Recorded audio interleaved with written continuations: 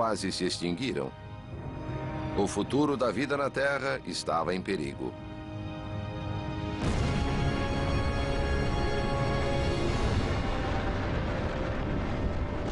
Mas sob a capa de gelo, o supercontinente se agitava.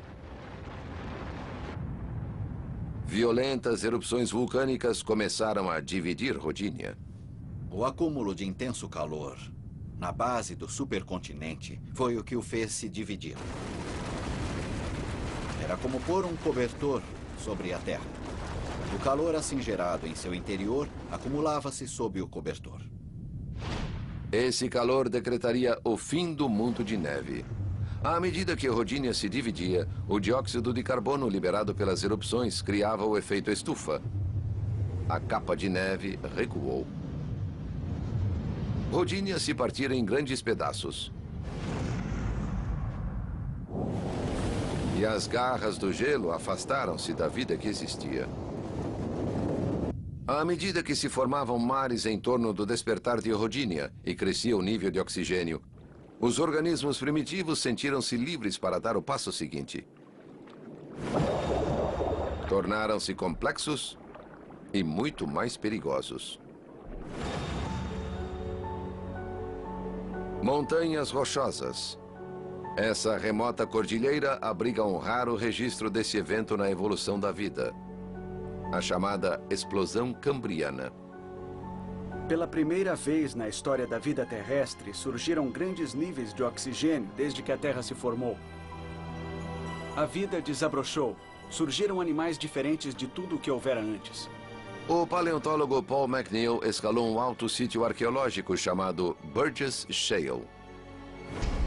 Os incríveis fósseis desse sítio são uma janela para o mundo, tal como era há mais de 500 anos. Pergunte a todos os que estudam a história da vida. A concordância unânime é que este é um dos sítios mais importantes do mundo.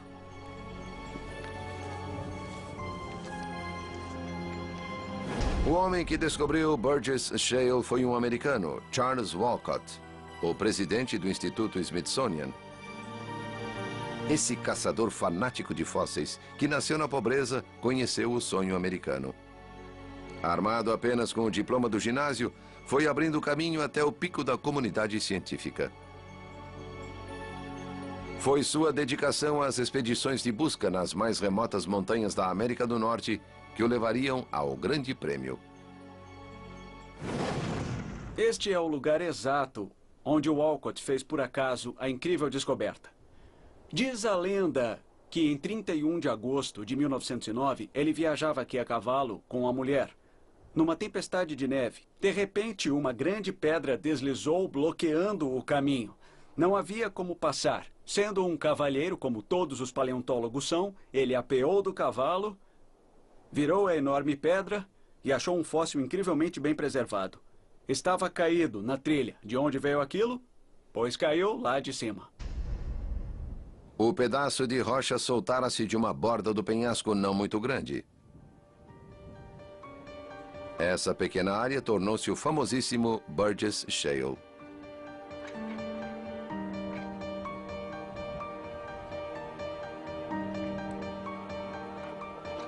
Walcott, com a ajuda da família, extraiu dali mais de 60 mil fósseis. Desde então, mais 100 mil fósseis foram achados e tirados dessa rocha miraculosa. Extrair fósseis dessa montanha requer tremenda disposição para quebrar a espinha. Mas também é gratificante porque quando você fende a rocha, não sabe o que vai encontrar. Muitas vezes não encontra nada, mas de vez em quando acha um bichinho que nunca foi visto e que resolveu aparecer depois de 500 milhões de anos. Os milhares de fósseis encontrados em Burgess Shale revelam que há 500 milhões de anos a vida explodiu com estonteante diversidade e complexidade. O estado desses fósseis é realmente incrível. Estão preservados nas 3 dimensões. Podemos examinar de todos os lados. Ver os órgãos internos, remover órgãos, estudar o trato digestivo. A preservação é fantástica. Veja, está se soltando. E aí está uma peça. Temos aqui um Anomalocaris. Eles tinham 1 metro de comprimento. Por isso eram os T-Rex cambrianos.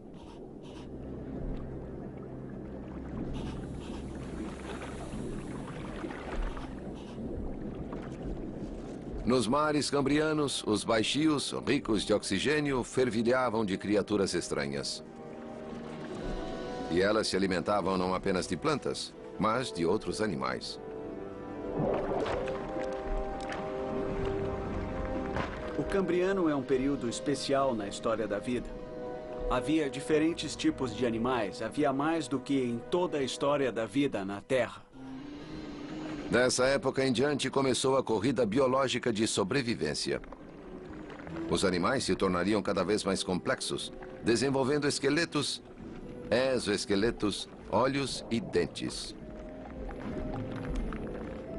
O animal predador chegara à Terra.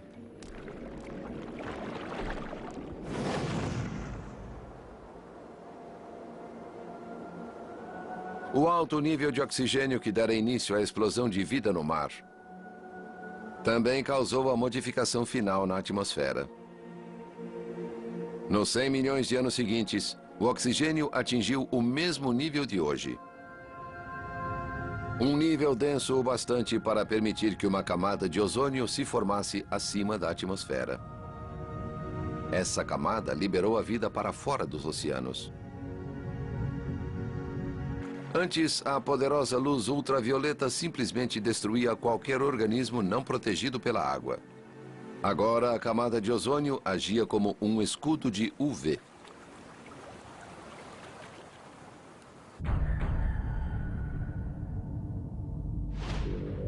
400 milhões de anos atrás, a Terra tinha mais de 4 bilhões de anos. Nos 100 milhões de anos seguintes, os continentes mais uma vez se aproximariam. E dessa vez, graças ao escudo de ozônio, a vida pôde deixar os oceanos e conquistar a Terra. O planeta Terra tornara-se um mundo de pântanos tropicais. Geórgia, Estados Unidos. Pântano de Okefenokee. O Okefenokee é o que considero uma cópia, ou melhor, uma analogia moderna, por ser bem semelhante aos pântanos que existiram na Terra no passado. Fred Rich é estudioso de pântanos pré-históricos. Geólogos como ele acreditam que este pântano se assemelha aos da superfície dos continentes há 300 milhões de anos, no período conhecido como Carbonífero. O período carbonífero foi diferente porque foi o primeiro na história da Terra em que grandes plantas ocuparam sua superfície.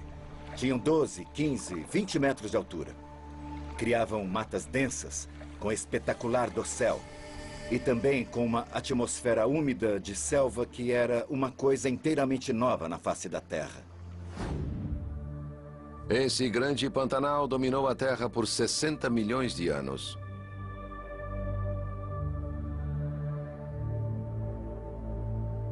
Os indícios estão presentes em todos os continentes na forma de carvão.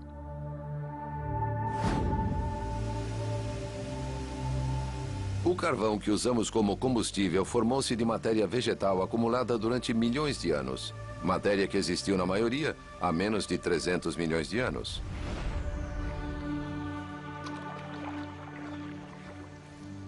Formou-se devido à maneira única com que a água do pântano se decompõe.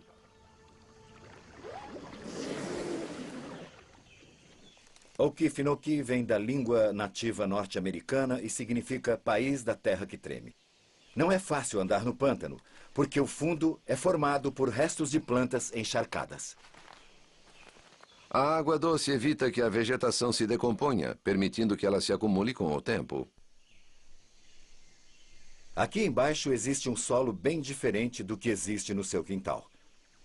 O solo que vemos aqui é a vegetação que se acumulou no último ano, talvez nos últimos 5 anos. São folhas, caules, galhos. Ainda há muita água neles. Mas se Este material aqui sofrer uma tremenda pressão e ele for